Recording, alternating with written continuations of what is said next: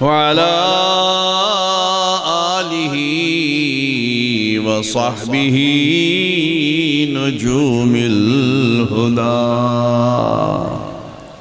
کرسی لا دو، کرسی لا دو، کرسی.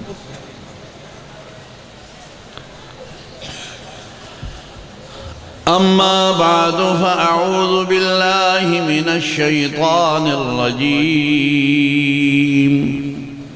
بسم الله الرحمن الرحيم.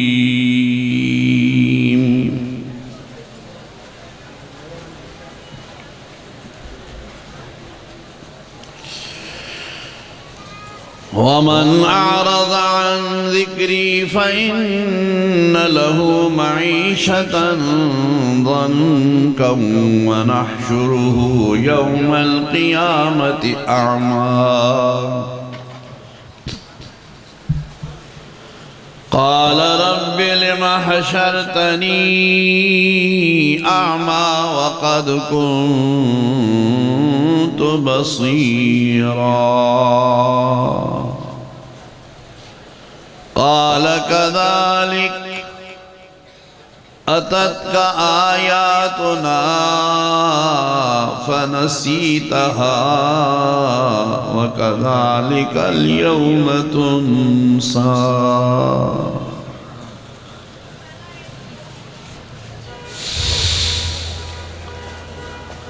وقال النبي صلى الله تعالى عليه وسلم الكيس من دان نفسه وعمل لما بعد الموت، أو كما قال رسول الله صلى الله تعالى عليه وسلم.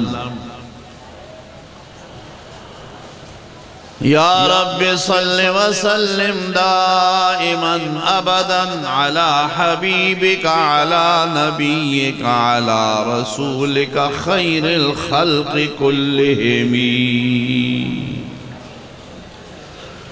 هو الحبيب الذي ترجى شفاعته لكل هول من الأهوال مقتحمين. وجاءت لدعوته الأشجار ساجدة تمشي إليه على ساق بلا قدم.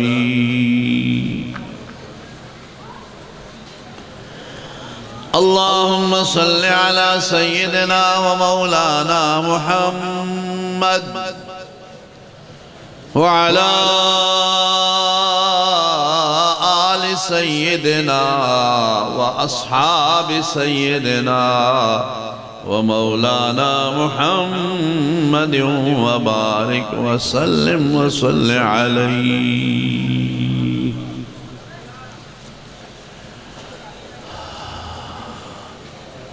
حضرات علماء کرام، بالخصوص میرے کرم فرما مشفق و محسن حضرت مولانا قاری محمد طیب صاحب دامت برکاتہم العالیہ، عزیز طلبہ اور میرے محترم دوستوں، بزرگوں اور عزیز بھائیوں،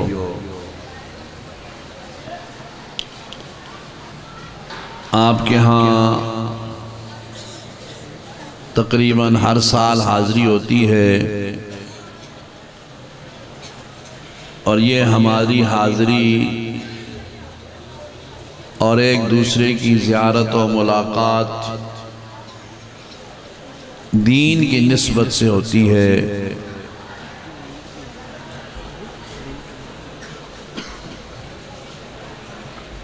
جن مدارس، خانقاہوں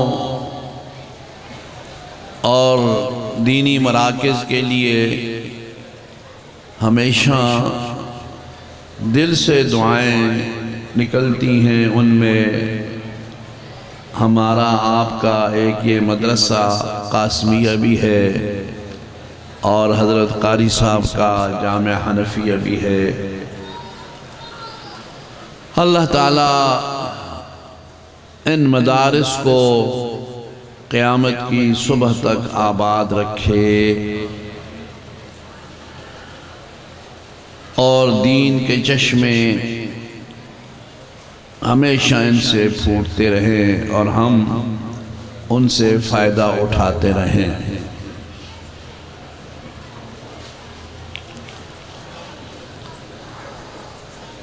بحیثیت مسلمان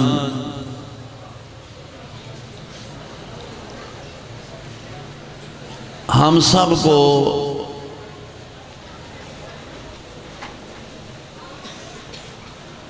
ان چیزوں پر غور کرنا چاہیے کہ ہمارا اس دنیا میں آنے کا مقصد کیا ہے، اور ہم نے جب پھر واپس اپنے رب کے حضور جانا ہے تو ہم نے اپنے دامن میں کون سی چیز لے کر کے جانی ہے۔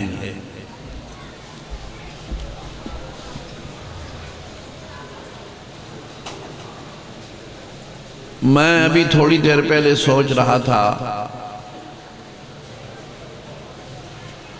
کہ بیان کرنے کے لیے مضامین تو بہت ہوتے ہیں، آخر ہماری 60-65 سال کی سروس ہے بھائی، بڑا وقت گزر گیا، اور مضامین، عنوانات، بیانات، قصے، حکایتیں، شان صحابہ، شان رسالت، شان قرآن، یہ تو اتنے موضوع ہیں کہ اگر ان پر بندہ بیان کرتا رہے نا جی تو عمر نو ختم ہو سکتی ہے، مگر ان چیزوں کے بیانات ختم نہیں ہو سکتے۔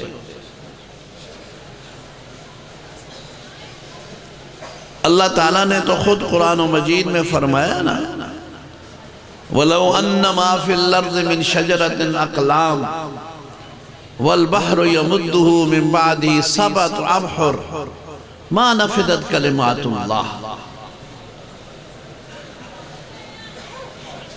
زمین میں جو بھی پودے ہیں، من شجرت، درخت ہیں، پودے ہیں، یہ سارے قلمیں بن جائیں، قلمیں، اور جتنے سمندر ہیں یہ سیاہی بن جائیں،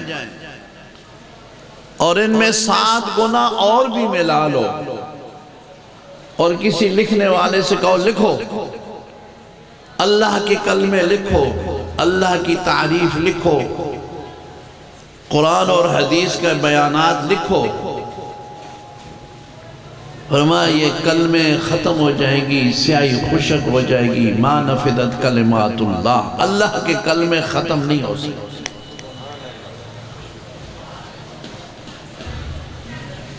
لیکن جو اہم چیز ہم سب کے لیے ضروری ہے نا بھائی، خاص کر میں اپنا عرض کرتا ہوں کہ اب ہم زندگی کے عمر کے اس حصے میں ہیں کہ ظاہری طور پر بہت تھوڑا وقت رہ گیا ہے بھائی، بچپنا ہوتا ہے، لوگ کہتے ہیں جوانی آئے گی، جوانی ہوتی ہے، لوگ سمجھتے ہیں بڑھاپا آئے گا، بڑھاپا ہو گیا بھائی، بڑھاپے کے بعد پھر کیا آئے گا؟ پھر تو آگے ہی جانا ہے نا، پیچھے تو نہیں مڑنا۔ اس لیے یہ مضمون میرے ذہن میں آیا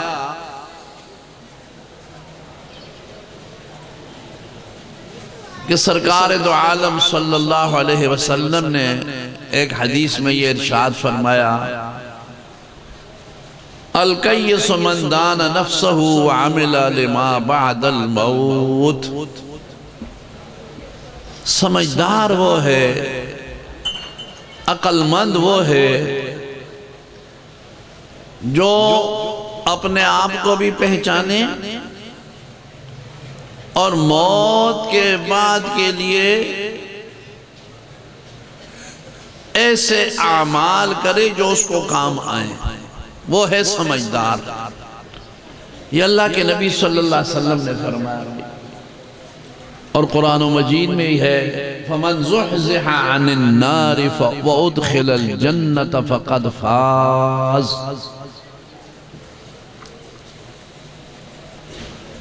جو دوزخ سے دور کیا گیا، ہٹایا گیا، پرے پرے، دوزخ کی پڑھاس سے بھی محفوظ رہا، وَأُدْخِلَ الْجَنَّةَ، اور سیدھا سیدھا جنت میں داخل کر دیا گیا، فقد فاز۔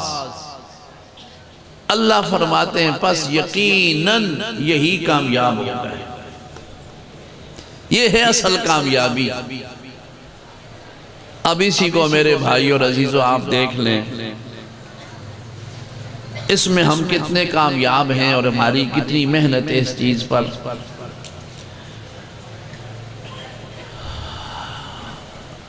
دینی مدارس، دینی مراکز،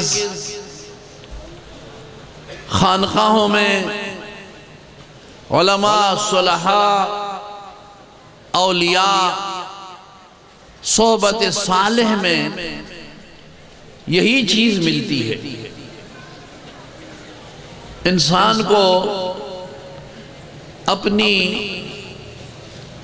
آخرت یاد آ جاتی ہے، اپنی قبر کی فکر ہو جاتی ہے، اور اس کے لیے بندہ تیاری کرتا ہے، اور یہی سب سے بڑی کامیابی ہے۔ ورنہ میرے بھائی اور عزیزوں آپ سمجھتے ہیں ہمارے جو بڑے تھے وہ سب کچھ چھوڑ کر دنیا سے چلے گئے، کارخانے یہیں رہ گئے، پلازے یہیں رہ گئے، فیکٹریاں رہ گئیں، محلات رہ گئے، بڑے بڑے شاپنگ مال ادھر ہی رہ گئے، فیکٹریاں رہ گئیں، زمینیں، مربع، سب کچھ ادھر ہی رہ گیا۔ تو پھر وہ جو دنیا سے چلے گئے ان کو وہاں کون سی چیز کام آئے گی بھائی؟ نیک اعمال کام آئیں گے نا۔ جو اس دنیا میں انہوں نے کچھ نیک عمل کیے ہیں وہ کام آئیں گے۔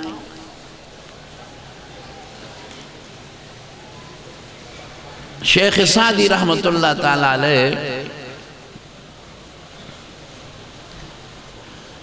بڑے بزرگ گزرے ہیں، عالم بھی تھے، اللہ کے ولی بھی تھے، اور یہ یاد رکھو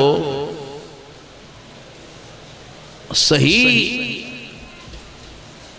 ولی وہی ہوتا ہے جو عالم ہو۔ علم نہ ہو نا تو بندہ خدا کو پہچان ہی نہیں سکتا۔ ولایت تو ہوگی بھائی جب معرفت ہوگی، اور معرفت تب ہوگی جب علم ہوگا۔ بے علم نتواں خدا را شناخت، بے علم آدمی تو اللہ کو پہچان ہی نہیں سکتا۔ علم ہو، علم دین، اور اخلاص ہو، پھر وہ اللہ تعالیٰ کو پہچان لیتا ہے۔ تو پہلے جتنے بھی اولیاء اللہ گزرے ہیں نا جی، وہ سارے کے سارے عالم بھی ہوتے تھے، اللہ نے ان کو بڑا علم دیا ہوتا تھا۔ ہمارے سلسلے تصوف کے بڑے سلسلے 4 ہیں نا، آپ سنتی رہتے ہیں، قادریہ، سہروردیہ، نقشبندیہ، چشتیہ، 4 سلسلے ہیں بڑے۔ ان 4 میں سے 3 کا تعلق جا کے سیدنا علی المرتضیٰ تک ملتا ہے، 3 کا۔ ایک نقشبندی ہے جن کا سلسلہ حضرت ابو بکر صدیق رضی اللہ عنہ سے ملتا ہے، اور جو یہ 3 سلسلے ہیں جس ذات پر جا کے ملتے ہیں ان کو حضور نے کیا فرمایا صلی اللہ علیہ وسلم نے، انا مدینۃ العلم علی بابھا، میں علم کا شہر ہوں، علی اس کا دروازہ ہے۔ تو حضرت علی عالم تھے کہ نہیں عالم تھے؟ حضرت علی کتنے بڑے عالم تھے، اور انہی سے پھر یہ سلسلے آگے چلے۔ معلوم ہوتا ہے کہ تصوف کے اندر بھی علم دین بڑا ضروری ہے۔ وہ بات تو میرے ذہن میں آ گئی، سمجھانے کے لیے عرض کرتا ہوں۔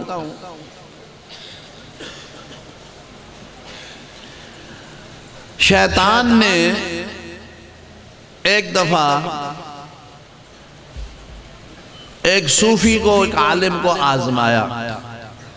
صوفی، میں اپنے جیسوں کی بات عرض کرتا ہوں، ہم جیسا کوئی خوش تھا بیچارہ، علم تو تھا کوئی نہیں، تو شیطان نے دونوں کو آزمایا۔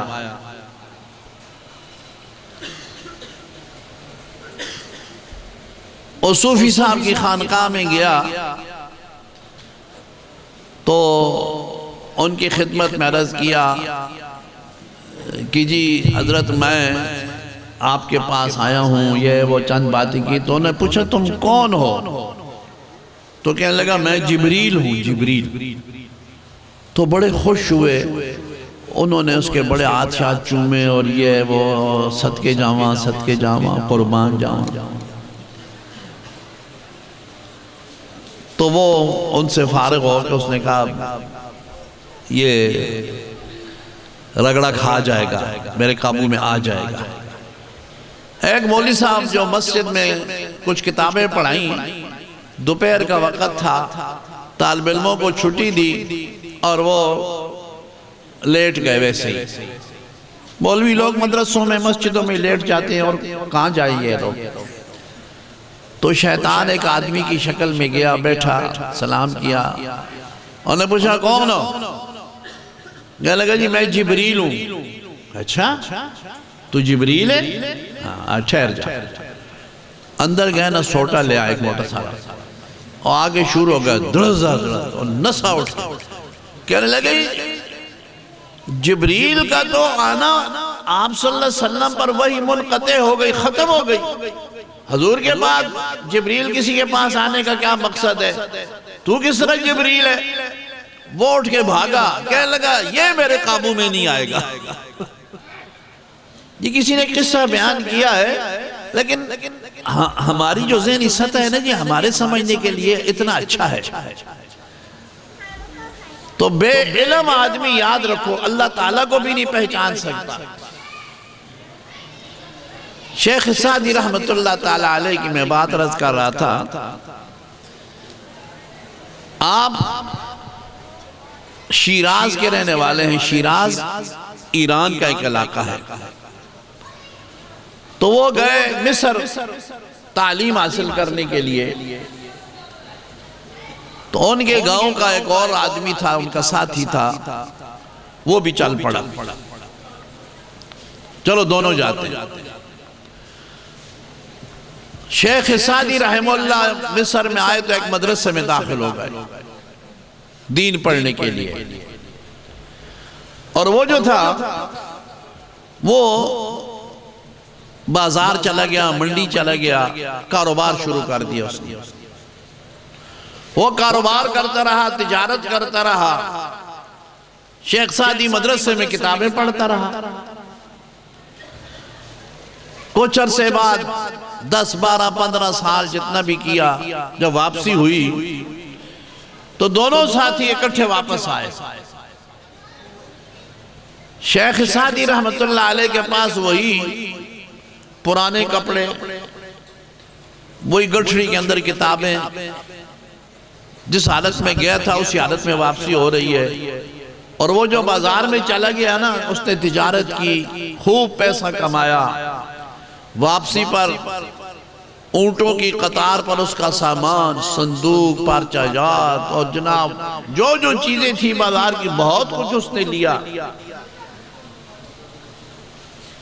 راستے میں وہ کہنے لگا سعدی دیکھ میں نے تجھے کہتا تھا کہ آؤ کاروبار کرو، کچھ تجارت کرو، دیکھ میں اب واپس گاؤں جاؤں گا، میرے پاس یہ کتنا سامان ہے، اونٹ لدے ہوئے سامان سے، تیرے پاس کیا ہے؟ وہی کتابیں جو ساتھ لایا تھا اور وہی کپڑے پرانے بوسیدہ سے، اور کیا ہے؟ تو کیا کہے گا؟ اور میں نے عرض کیا نا کہ یہ سمجھ، یہ آخرت کی فکر، دین کی سمجھ، یہ مدارس، خانقاہوں اور اچھی صحبت سے حاصل ہوتی ہے، ویسے نہیں ملتی۔ یہ اللہ کی طرف سے ایک نعمت ہوتی ہے۔ وہ جس طرح اچھی خوشبو ہو نا جی، تو جس آدمی کو زکام ہو بھائی اس کو خوشبو آتی ہے، اس کو زکام ہے، ناک بند ہے، اس کی سونگنے کی حس ختم ہو چکی ہے، اس کو خوشبو کا پتہ نہیں چلتا۔ اور جس کی حس ٹھیک ہے اور خوشبو سونگ سکتا ہے، وہ کتنی دور سے بھی اس کو خوشبو آ جاتی ہے۔ تو یہ من جانب اللہ چیزیں ہوتی ہیں۔ شیخ سعدی رحمت اللہ علیہ نے اس سے فرمایا کہ دیکھو ہم دونوں ادھر مصر میں آئے، دونوں نے اپنا اپنا کام کیا، میں نے علم دین حاصل کیا، تو نے تجارت کی۔ اس مصر میں دو شخصیتیں گزری ہیں، ایک موسیٰ علیہ السلام اور دوسرا قارون، دونوں کا تذکرہ قرآن میں ہے۔ قارون کے پاس کتنی دولت تھی؟ وَآتَيْنَاهُ مِنَ الْكُنُوزِ مَا إِنَّ مَفَاتِحَهُ لَتَنُوءُ بِالْعُصْبَةِ أُولِي الْقُوَّةِ، اس کے خزانوں کے تالوں کی کنجیاں اونٹوں کی پوری قطار اٹھاتی تھی، اتنے خزانے تھے۔ اور قارون کا خزانہ تو آج تک ضرب المثل ہے بھائی، آج بھی لوگ کہتے ہیں نا کسی کے پاس بہت دولت، اس کے پاس تو جی قارون کا خزانہ ہے۔ قارون اس کا ذکر بھی قرآن میں، اور دوسرا موسیٰ علیہ السلام تھے، ان کا ذکر بھی قرآن میں۔ میں خوش ہوں اللہ نے مجھے موسیٰ کا وارث بنا دیا، تو خوش ہو تجھے قارون کی وراثت مل گئی۔ میں خوش ہوں۔ موسیٰ علیہ السلام کے پاس دنیا کی کیا چیزیں تھیں؟ یہاں میں عرض کر دوں بھائی حلال کا ہو تو منع نہیں ہے، یہ یاد رکھو، یہ نہیں ہے۔ حلال کا ہو نا بہت ہو، بہت ہو، اللہ سب کو حلال کا اتنا دینا۔ وہ میں ایک دفعہ حج کے سفر پر تھا، مجھے ایک آدمی نے فون کیا اور اس نے عجیب مجھے دعا کا کہا۔ عام آدمی تھا، کوئی عالم نہیں، دنیا دار تھا، لیکن یہ تو سمجھ ہوتی ہے، یہ فہم ہوتا ہے، اللہ تعالیٰ جس کو دے دے۔ میں غالباً عرفات میں تھا یا حج کے اندر ہی تھا، اس نے مجھے فون کیا، کہنے لگے جی میرے لیے دعا کریں اللہ تعالیٰ مجھے عثمان غنی والی دولت دے، قارون والی نہ دے۔ دیکھو عثمان غنی والی دولت دے، قارون والی نہ دے۔ قارون کا تو گیا بیڑا غرق ہو گیا نا، فَخَسَفْنَا بِهِ وَبِدَارِهِ الْأَرْضِ، لیکن عثمان غنی رضی اللہ تعالیٰ عنہ کا اکاؤنٹ آج بھی مدینہ منورہ میں موجود ہے، اس وقت بھی ہے، اس وقت بھی ہے۔ مدینہ طیبہ کی میونسپلٹی میں باقاعدہ عثمان ابن عفان رضی اللہ عنہ کے نام کا اکاؤنٹ موجود ہے، جس میں آپ کی جو جائیداد آپ نے وقف کی تھی نا، بھئی مدینہ منورہ تو وہی ہے نا، وہ زمینیں بھی وہی ہیں، مدینہ طیبہ بھی وہی ہے، بیر روما خرید کر کے وقف کیا تھا، اور کئی چیزیں تھیں، تو گورنمنٹ نے وہ ساری چیزیں وقف حضرت عثمان کے نام پر ایک بڑا ہوٹل وہ بنا رہے ہیں، فندق عثمان ابن عفان. تو وہ جتنی آمدن ہوتی ہے وہ پھر غرباء پر مساکین پر تقسیم کر کے جو بچ جاتا ہے اس کو پھر جمع کر دیتے ہیں، پھر آگے کرتے ہیں. اس دن سے لے کے آج تک حضرت عثمان غنی کا اکاؤنٹ موجود ہے اور قیامت تک موجود رہے گا. یہ اللہ تعالیٰ جس کو قبول کر لینا، یہ قبولیت کی علامت ہوتی ہے. تو اس نے عجیب دعا کی کہ جی میرے لیے دعا کریں اللہ تعالیٰ مجھے عثمان غنی والی دولت دے، قارون والی نہ دے. تو دولت حلال کی ہو نا، منع نہیں ہے، ہو حلال کی ہوگی مسجدوں میں دے گا، مدرسوں میں دے گا. حرام کی ہوگی کتے لڑائے گا، کبوتر بازی کرے گا، عیاشی کرے گا، بدماشی کرے گا، قتل کرے گا اور تباہیاں بربادیاں کر کے اپنے آپ کے لیے جہنم خرید لے گا. اور حلال کی ہوگی، پاک دولت ہوگی، مدرسے بنائے گا، مسجدیں بنائے گا، طلباء کو دے گا، مساکین کو دے گا، یتامہ کی خبرگیری کرے گا. تو حلال کا رزق ہو نا، اس سے منع نہیں ہے. تو شیخ سعدی رحمت اللہ علیہ نے کیا فرمایا؟ اللہ نے مجھے موسیٰ علیہ السلام کی وراثت دی تھی. اور موسیٰ علیہ السلام کے پاس کیا تھا بھائی؟ یہ بھی سن لو، یہ میرے آپ کے لیے خاص کر میں اپنے جیسے جو علماء، تو میں آپ کو مولوی حضرات ہیں نا، جس طرح ہم نے اپنا ایک نقشہ سا بنایا ہوا ہے، میں ان کے لیے عرض کرتا ہوں کہ حضرت موسیٰ علیہ السلام اللہ کے نبی ہیں، کلیم اللہ ہیں، صاحب کتاب نبی ہیں. اور آپ کی ملاقات جب ہوئی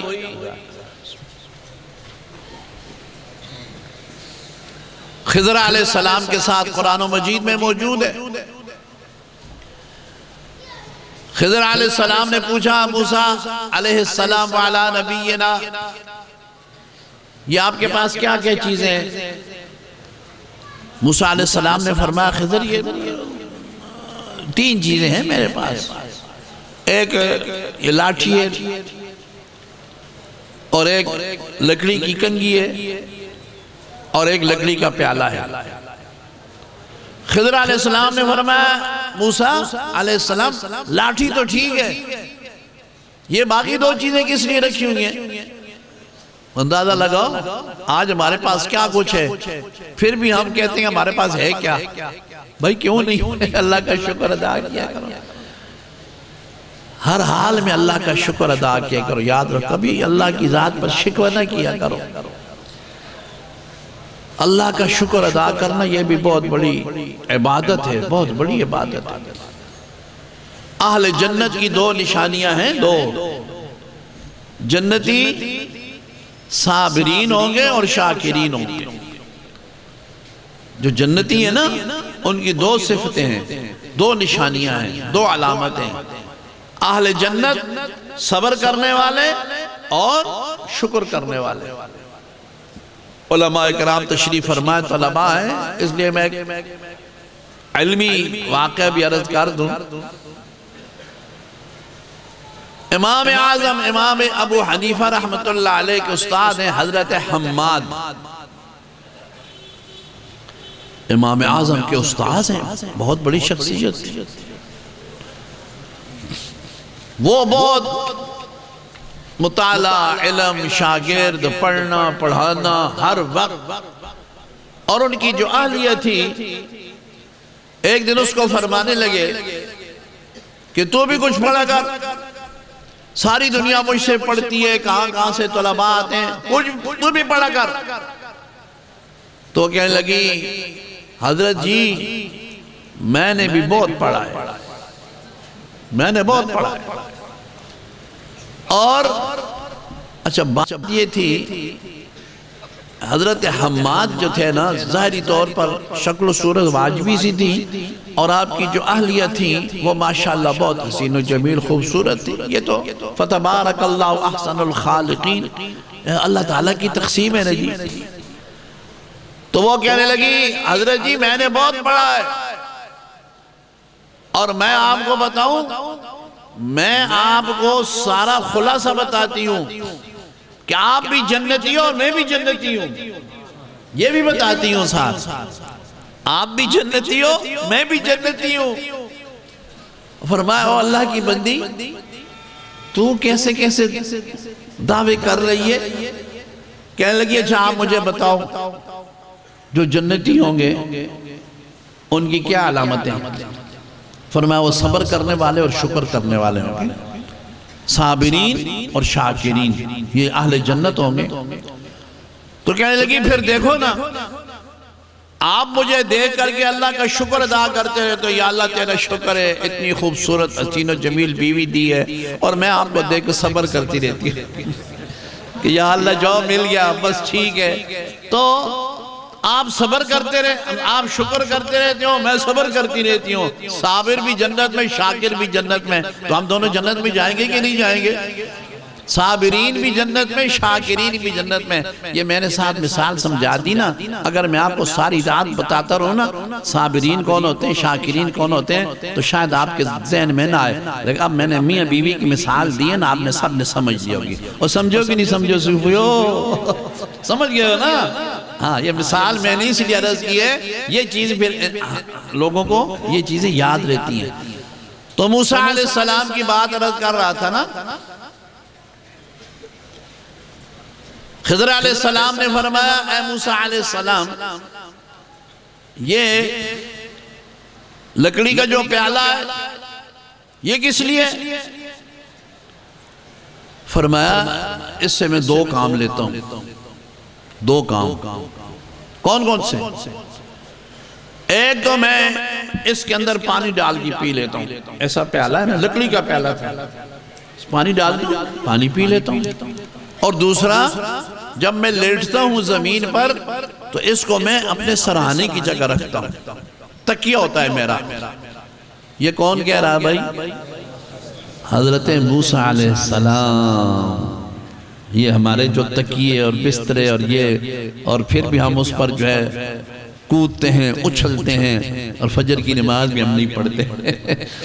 ایسا اسپرنگدار پلنگ ہوتا ہے، صاحب کو اتنی نیند آتی ہے کہ صبح 11 بجے تک اس کی آنکھ ہی نہیں کھلتی۔ یہ ہم اللہ کی نعمت کا شکر ادا کرتے ہیں کہ ناشکری کرتے ہیں بھائی؟ یہ ناشکری کرتے ہیں ہم۔ آپ کو نہیں کہتا، آپ تو نیک لوگ ہیں، میں ویسے اپنا عرض کرتا ہوں کہ ہم اللہ کی نعمتوں کا شکر ادا نہیں کرتے۔ میں کہا کرتا ہوں کہ یاد رکھو اس وقت بھی، اس وقت یہاں بیٹھے بیٹھے آپ میں سے ہر ایک کروڑوں کا مالک ہے، کروڑوں کا۔ آپ کے بینک بیلنس میں کروڑہا روپے آئے اس وقت بھی، آپ حیران ہوں گے بھائی ہمارے بینک میں تو پیسے ہی کوئی نہیں۔ میں ابھی بتاتا ہوں آپ کو، یہ جو اللہ نے ہمیں دو آنکھیں دی ہیں بھائی، سب کی دو آنکھیں ہیں نا، اللہ تعالیٰ بیماروں کو شفا عطا فرمائے، جن کی نہیں ہیں ان سے پوچھو آنکھیں کتنی بڑی نعمت ہے۔ اگر آنکھوں والوں سے کوئی کہے کہ بھائی میں آپ کو 1 کروڑ روپیہ دیتا ہوں، یہ دونوں آنکھیں آپ مجھے دے دو، اے لو کروڑ روپیہ نقد کیش ابھی دیتا ہوں، 2 آنکھیں دے دو، آپ میں سے کوئی ہے دینے والا؟ بولو جی، کوئی ہے؟ یہ میں نے کم از کم قیمت لگائی ہے۔ دوسرا آ جائے وہ کہے مولی صاحب آپ تو بڑی تقریر کرتے ہو، بڑی باتیں کرتے ہو، یہ جس جیب سے زبان سے کرتے ہو نا، یہ زبان مجھے دے دو، میں 10 کروڑ روپے دیتا ہوں۔ کوئی دے گا بھائی؟ کوئی نہیں دیتا۔ تیسرا آ جائے اور جی میرے بچے کے گردے ختم ہو گئے، دونوں گردے نکال کے مجھے دے دو، جتنے پیسے چاہیے لے لو۔ دونوں گردے کوئی نکال کے دیتا ہے؟ ایک تو خیر کوئی دے دے، لیکن دونوں کوئی نہیں دیتا۔ دل نکال کے دے دو، پھیپھڑے دے دو، یہ بازو کاٹ کے دے دو، کوئی دیتا ہے؟ تو پھر آپ حساب لگاتے جاؤ، آپ حساب لگاؤ کتنے کروڑوں کے ہم مالک ہیں بھائی، تو پھر اس پر اللہ کا شکر ادا کرنا چاہیے کہ نہیں کرنا چاہیے؟ کبھی اللہ کی نعمتوں کی ناشکری نہ کیا کرو، یاد رہو ناشکر انسان اللہ کو اچھا نہیں لگتا۔ جو ہر وقت اللہ کا شکر ادا کرتا ہے نا کہ الحمدللہ، اے اللہ تیری بڑی مہربانی ہے، یا اللہ تیرا بڑا کرم ہے، تیرے بڑے احسانات ہیں، اللہ میں ساری زندگی سجدے میں سر رکھ کر تیرا شکر ادا کرتا رہوں، میں کسی ایک نعمت کا بھی حق کے شکر ادا کر سکتا نہیں۔ اور جو بندہ جتنا شکر کرتا ہے نا، فرمایا لَإِن شَكَرْتُمْ لَأَزِيدَنَّكُمْ، شکر کرو گا میں نعمتیں اور بھی بڑھاؤں گا۔ تو خضر علیہ السلام نے کہا موسیٰ علیہ السلام یہ جو پیالہ ہے نا، اس کے آپ نے 2 کام بتائے ہیں، لیکن دیکھو جب پانی پینے لگو نا، اللہ نے یہ 2 ہاتھ جو دیے ہیں نا، یہ 2 ہاتھوں کیسے کرو نا لپ بن جاتی، ہم تو اس کو لپ کہتے ہیں، بھئی آپ پتہ نہیں کیا کہتے ہیں، آپ لوگ اس کو کیا کہتے ہوتے ہیں؟ لپ کہتے ہیں، بک بھی کہتے ہیں، ہم بک بھی کہتے ہیں، لپ یہ بن گیا نا، پیالہ بن گیا، ایسے اس میں پانی ڈالو ایسا کر کے پی لو۔ اور دوسرا جو کام ہے نا تکیے کا، اللہ نے یہ بازو کس لیے دیا ہے؟ دائیں کروٹ قبلہ رو ہو کے لیٹو اور یہ بازو ایسے نیچے رہ لو، تکیہ بن جائے گا نا۔ تو یہ لکڑی جو پیالہ ہے نا، یہ فالتو ہے، یہ دنیا داروں کی نشانی ہے۔ نبی کو کیا ضرورت ہے کہ فالتو چیز پاس رکھے؟ اچھا یہ دوسری چیز کیا ہے؟ فرمایا یہ لکڑی کی کنگھی ہے، یہ کس لیے؟ میں اس سے داڑھی کا خلال کرتا ہوں، ایسے خلال کرتا ہوں۔ فرمایا اللہ تعالیٰ نے یہ انگلیاں جو دی ہے، وضو کرو غسل کرو داڑھی کا خلال کر لو، بس یہ لکڑی کی کنگھی بھی فالتو ہے، یہ دنیا داروں کی چیز ہے۔ موسیٰ آپ کو کیا ضرورت ہے یہ فالتو چیز پاس رکھنے کی؟ تو داڑھی کا خلال آپ لوگ بھی کر لو بھائی، ذرا داڑھی کا خلال، شرماؤ نہیں، جس نے نہیں وہ بھی کر گنا کوئی گل۔ اور اللہ تعالیٰ سے دعا بھی کرو، اللہ تعالیٰ سب کو یہ سنت نصیب فرمائے۔ بعض نعمتیں ایسی ہیں، اللہ اکبر، یہاں عمل کر لو، جنت میں بھی یہ نہیں ہوں گی، ان میں ایک داڑھی بھی ہے، یاد رکھو۔ جنت میں سارے نوجوان امرد خوبصورت جوان ہوں گے، ایسی شکلیں ہوں گی۔ یہ داڑھی کی سنت جو ہے نا، یہ اللہ نے دنیا میں ہی دی ہے، اور یہ سنت الانبیاء ہے، آپ صلی اللہ علیہ وسلم کی نہیں، سارے انبیاء کی سنت ہے۔ اور ایک فرشتوں کی تسبیح ہے نا، قرآن مجید میں فرمایا نا وَإِن مِّن شَيْءٍ إِلَّا يُسَبِّحُ بِحَمْدِهِ وَلَكِن لَّا تَفْقَهُونَ تَسْبِيحَهُمْ، کائنات میں جو بھی چیز ہے وہ اللہ کی تسبیح پڑھتی ہے، تم اس کی تسبیح سمجھ نہیں سکتے ہو۔ اور فرشتوں کی تسبیح کیا ہے؟ سبحان من زین الرجال باللحا، پاک ہے وہ اللہ جس نے مردوں کو زینت عطا کی ہے داڑھی کے بالوں کے ساتھ۔ سبحان من زین الرجال باللحا، مردوں کی زینت داڑھی کے بال ہے، یاد رکھو یہ مرد کی زینت ہے۔ نہ ہو بھائی تو ویسے لوگ کہتے رہتے ہیں ہینڈسم اور پتہ نہیں بیوٹیفل، اور یہ وہ ہوتا نہیں ہے، اپنے دل کے بہلانے کو غالب یہ خیال اچھا ہے، مگر حقیقت میں ایسے ہوتا نہیں ہے۔ مرد کی زینت داڑھی کے بال ہیں، یاد۔ اور یہ بھی عرض کر دو، بات آ گئی، اللہ نے مردوں کی زینت داڑھی کے بالوں کو فرمایا، اور یہ اس کو سنت الانبیاء فرمایا۔ داڑھی ہمیشہ رہتی ہے، موت تک انسان کے چہرے پر داڑھی موجود رہتی ہے، جبکہ سر کے سارے بال گنجے ہو جاتے ہیں۔ سر کے بالوں کو زینت نہیں فرمایا، جس کو ہم سمجھتے ہیں نا گنجے ہو جاتے ہیں نا، ایسے ہی ایئرپورٹ کی طرح ہو جاتے ہیں نا، پھر بھی اس پر بال لگواتے ہیں، ایسے اتنی تکلیف بھی ہوتی ہے، سر میں پتہ نہیں کیا کہا، لاکھوں روپے بھی دیتے ہیں۔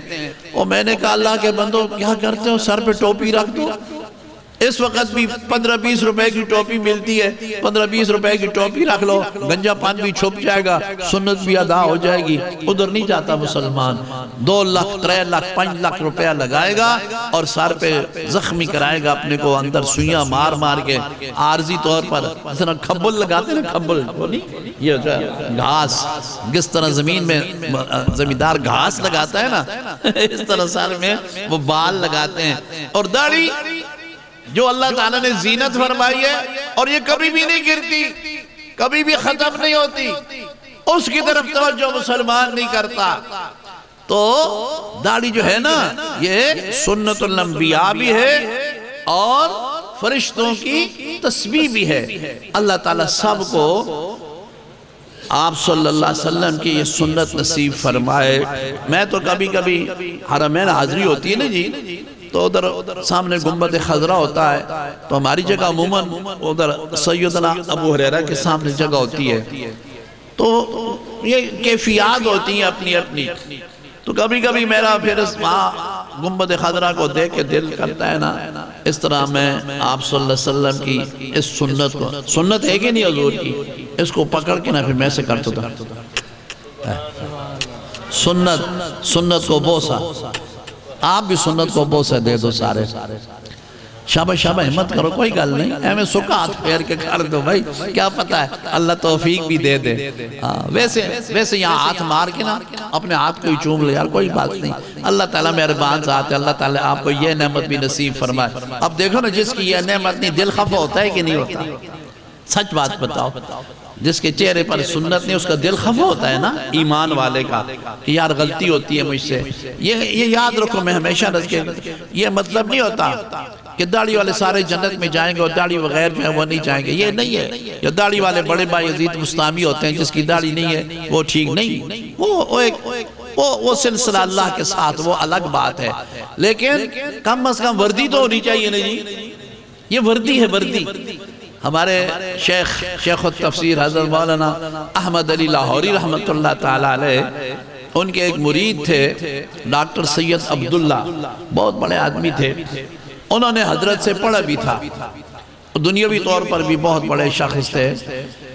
تو ایک دفعہ کسی مجلس میں اکٹھے ہو گئے، حضرت لاہوری بھی تشریف فرما تھے، تو انہوں نے دیکھا تو وہ ادھر قناتوں سے پیچھے ادھر چھپ کے جا رہے تھے، کہ وہ فارغ البال تھے نا، ادھر سے فارغ البال تھے اور حضرت کے سامنے آنے سے ذرا شرماتے تھے۔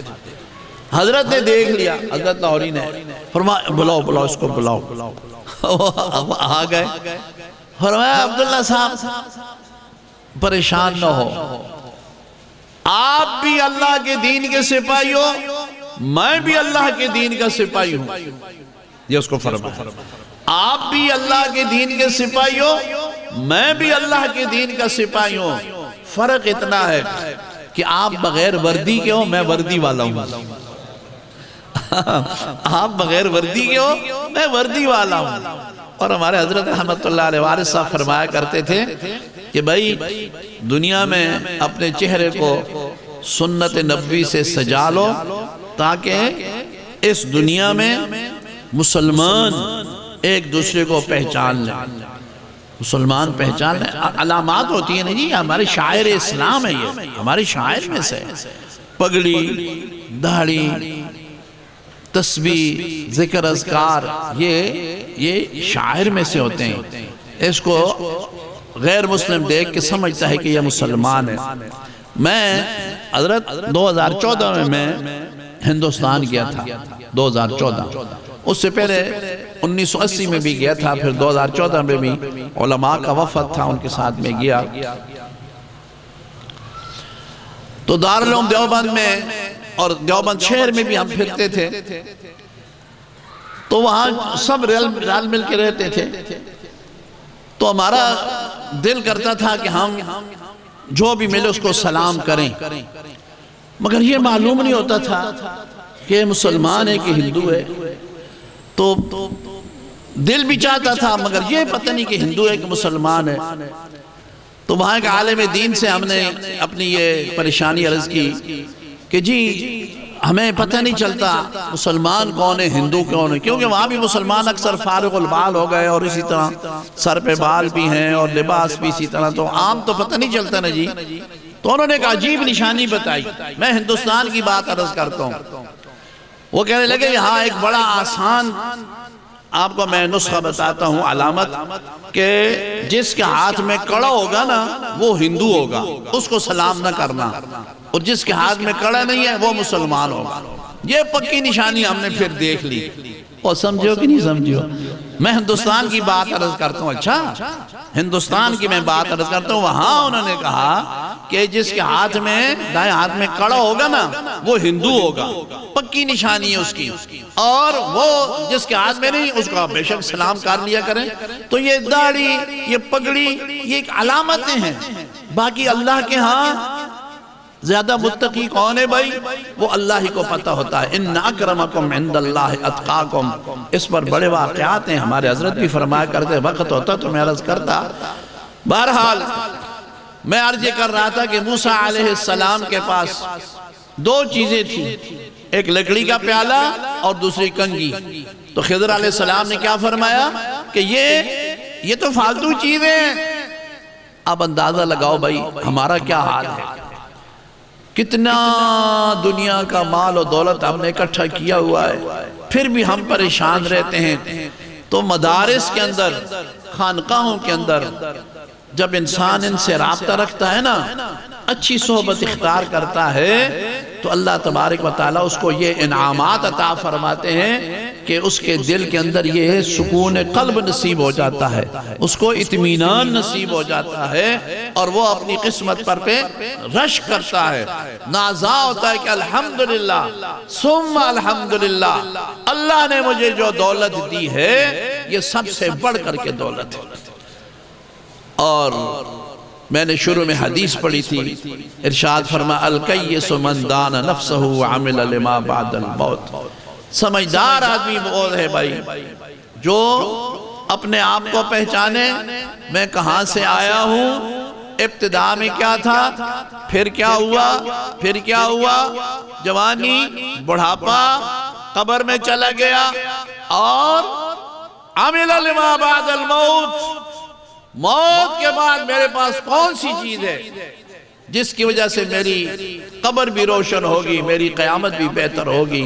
ان چیزوں کو سمجھنے کے لیے میرے بھائی اور عزیزو، اہل اللہ کی صحبت ہے، مدارس کا ماحول ہے، علماء کے ساتھ تعلق ہے، یہ چیزیں جب ہوں گی نا جی تو انشاءاللہ ہمیں اپنا آپ بھی سمجھ آئے گا، اور اپنی قبر بھی ہمیں یاد ہوگی۔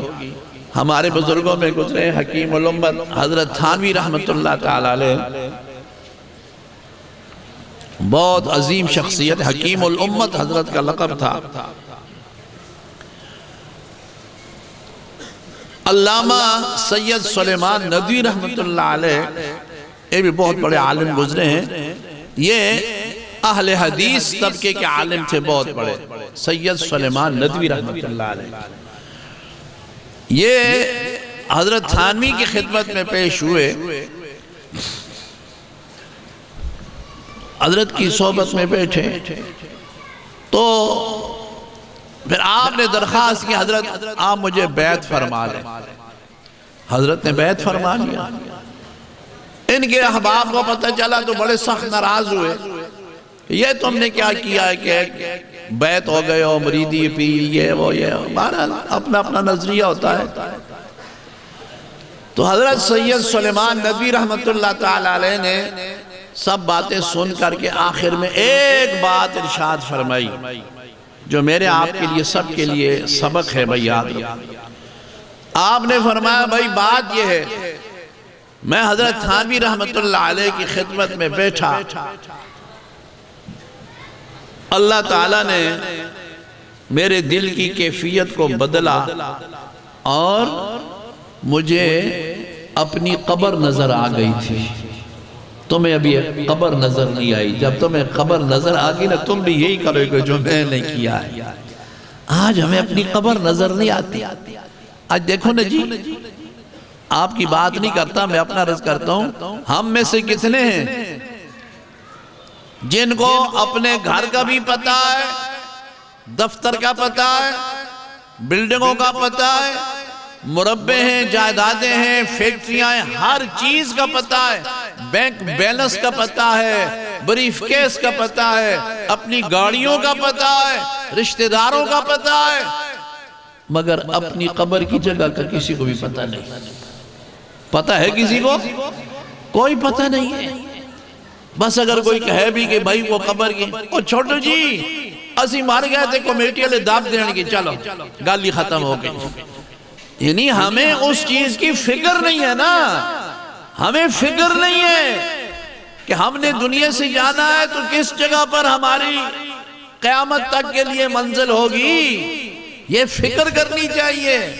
قبر کی فکر نہیں، موت کی فکر نہیں، آخرت کی کوئی فکر نہیں۔ تو یہ ساری چیزیں میرے بھائی اور عزیزوں یہ غفلت کی چیزیں ہیں، یہ غفلتیں ہیں۔ غفلتیں دور ہوگی نیک صحبت سے، علماء کی صحبت سے، اولیاء کی صحبت سے، اللہ کے ذکر سے، ذکر اللہ سے، دل کی دنیا کے بدلنے سے، پھر یہ نعمتیں نصیب ہوتی ہیں۔ الحمدللہ یہاں خانقاہی نظام بھی ہے، مجلس ذکر بھی ہوتی ہے، اور طلباء کا پڑھنا بھی ہے، بچوں کی ماشاءاللہ تعلیم بھی ہوتی ہے۔ یہاں کی جو ترقی ہے وہ سب آپ کے سامنے ہے، ظاہری طور پر، باطنی طور پر۔ اللہ تبارک و تعالی محترم قاری حبیب الرحمن حبیب اللہ صاحب قاسمی کو بہت زیادہ ہمت اور توفیق دے، ان کے رفقاء کار، ان کے ساتھ جو معاونین کام کرتے ہیں، اللہ تعالیٰ ان کو بھی جزائے خیر دے۔ اور یہ سارا فیض جامعہ حنفیہ کا ہے، حضرت قاری طیب صاحب تشریف فرما ہے، یہ انہی کا فیض ہے، انہی کے شاگرد ہیں۔ اللہ تبارک و تعالیٰ ان فیوزات کو عام اور تام فرمائے، یہ برکتیں اللہ سب کو نصیب فرمائے۔ اللہ تبارک و تعالیٰ میرے ان ٹوٹے پھوٹے جملوں کو قبول و منظور فرمائے۔ اللہ تبارک و تعالیٰ ہم سب کو فکر آخرت نصیب فرمائے، اپنی قبر اور قیامت کی تیاری کی اللہ تعالیٰ سب کو توفیق عطا فرمائے۔ اب آخر میں ان حضرات کا جو پروگرام ہوگا،